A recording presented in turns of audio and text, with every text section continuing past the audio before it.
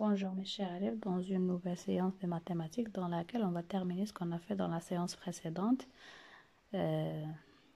comment résoudre les situations additives, soustractives et multiplicatives.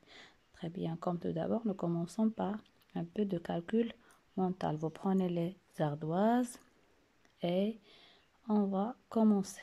Très bien. Alors, 8 fois 8 égale à combien? Bravo, c'est 64. Très bien. 7 plus 3. Bravo, c'est 10. 8 moins 4. C'est combien? Excellent. 4. 6 plus 2 égale à combien? Bravo, c'est 8. 3 fois 5 égale à combien? Bravo, c'est 15. 9 fois 9 égale à combien? Bravo, c'est 81. 6 moins 6 égale à combien? Très bien, c'est 0. 2 plus 5 égale à, bravo, 7. 5 fois 8 égale à combien? Très bien, 40. 10 moins 5 égale à combien? Très bien, c'est 5. 6 fois 4 égale à combien? Bravo, c'est 24.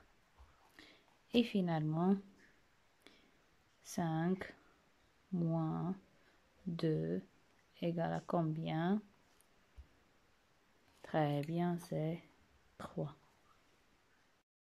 Alors, comme un petit rappel, ce qu'on a vu la séance précédente, on a dit qu'il y a on trouve 3 situations. Des situations additives,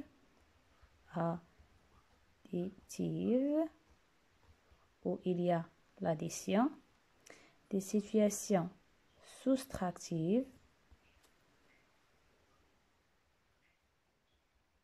où il y a la soustraction, on a besoin de la soustraction pour les autres, soustractive et multiplicative,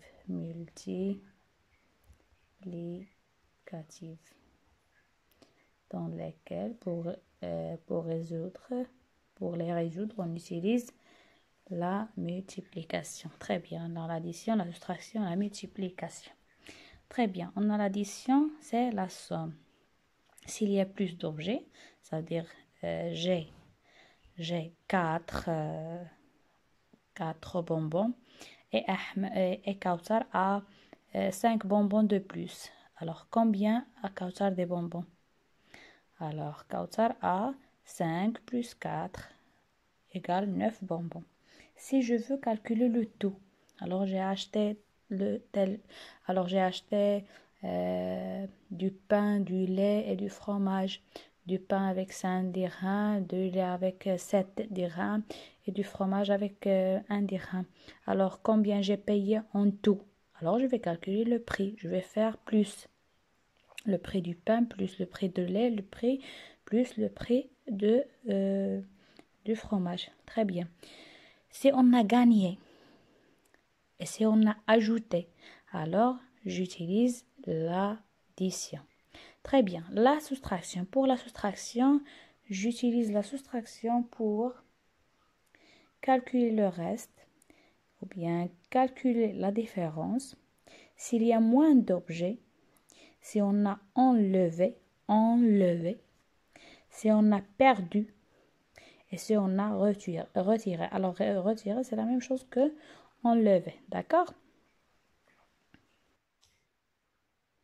Et finalement, on a vu la multiplication. Alors, si j'ai un nombre qui se répète plusieurs fois, ça y est, très bien. Alors, je prends mon livre, la page 108, et je commence par l'écriture de la date comme toujours. Alors, 18, alors 20.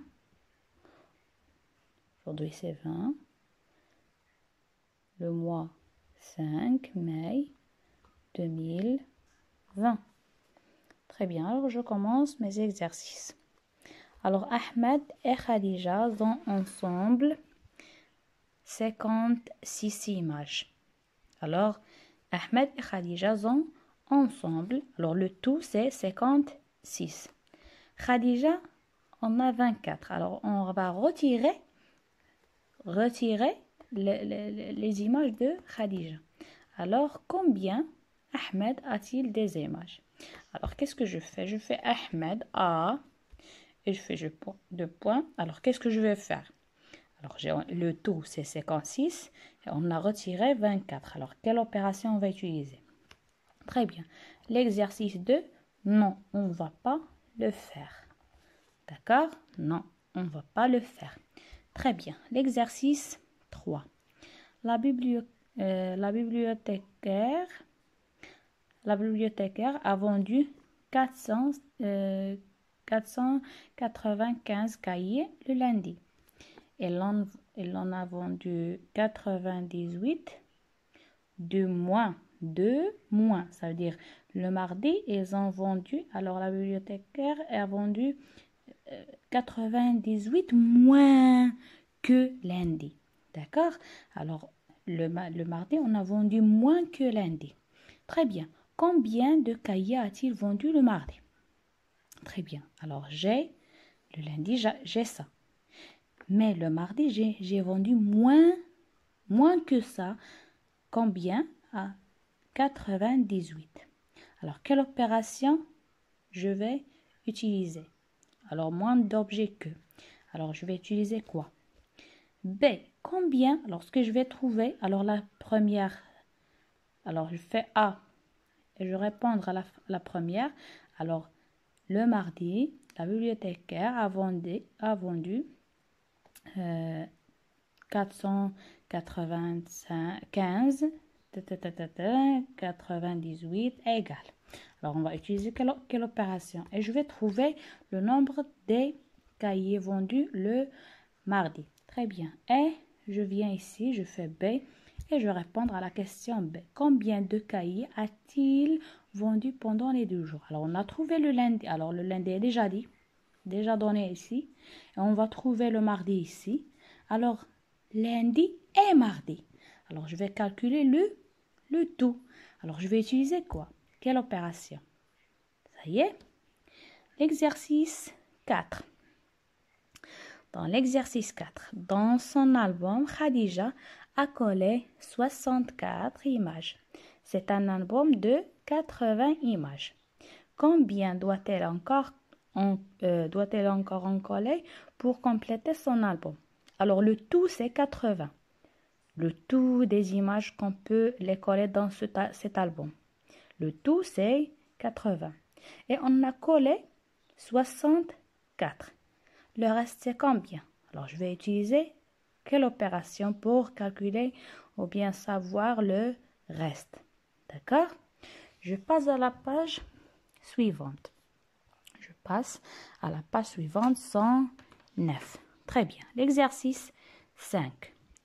La mère de Khadija a acheté 6 boîtes d'œufs. 6 boîtes d'œufs. Il y a 10 œufs par boîte. 10 œufs par boîte. Alors, c'est un nombre qui se répète. Alors, quelle opération je vais utiliser ici? Attention. Et je vais trouver le nombre des œufs achetés. Je vais l'écrire ici et ici. Je réponds en calculant. Alors, c'est un exercice facile. Il faut simplement réfléchissez un petit peu. Il faut que vous réfléchissez un petit peu seulement. Alors, j'ai ici des choses.